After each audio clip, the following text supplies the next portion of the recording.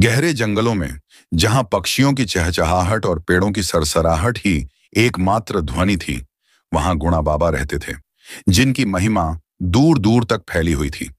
उनकी भक्ति में डूबे श्रद्धालु दूर दूर से उनके दर्शन करने आते और अपनी समस्याओं का समाधान मांगते।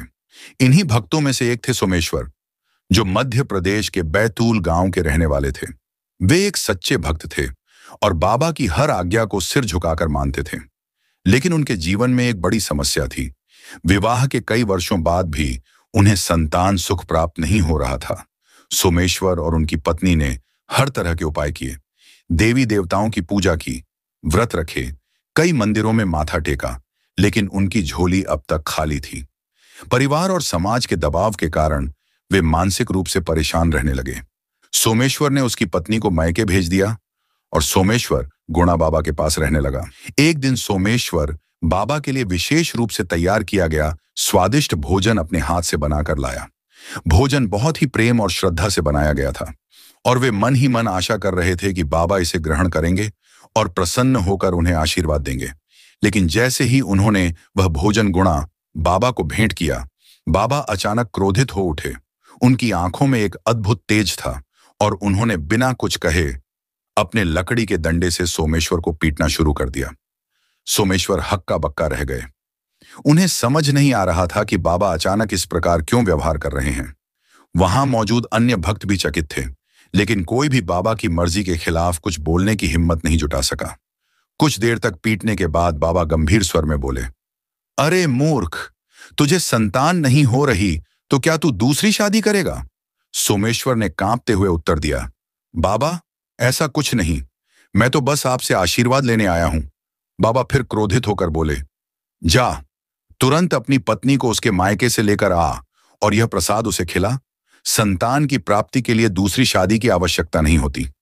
पत्नी ही भाग्य का कारण होती है और उसका सम्मान करना ही असली भक्ति है। सोमेश्वर को बाबा की बातें समझ में नहीं आईं। फिर बाबा का भक्त, जिसका नाम दीपक गवई था, उसने सोमेश्वर को बाबा की बातें समझाई। लेकिन सोमेश्वर जानता था कि बाबा के वचनों में गहरी सच्चाई छिपी होती है। उन्होंने तुरंत उनकी आज्ञा मानने का निश्चय किया।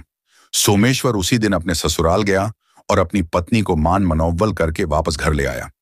उसने बाबा द्वारा दिया गया प्रसाद श्रद्धा से पत्नी को खिलाया। कुछ ही दिनों बाद एक चमत्कार हुआ। सोमेश्वर की पत्नी गर्भवती हो गई। पूरे परिवार में खुशी की लहर दौड़ गई।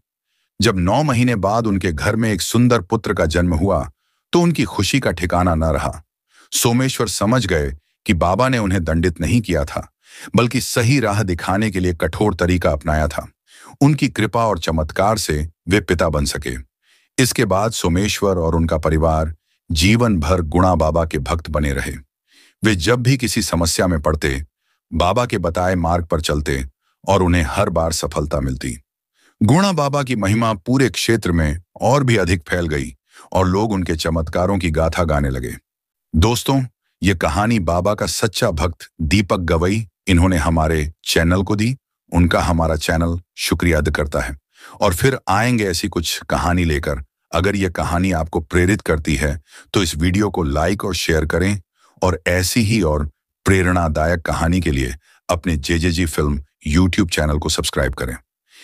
यह कहानी संघर्ष, धैर्य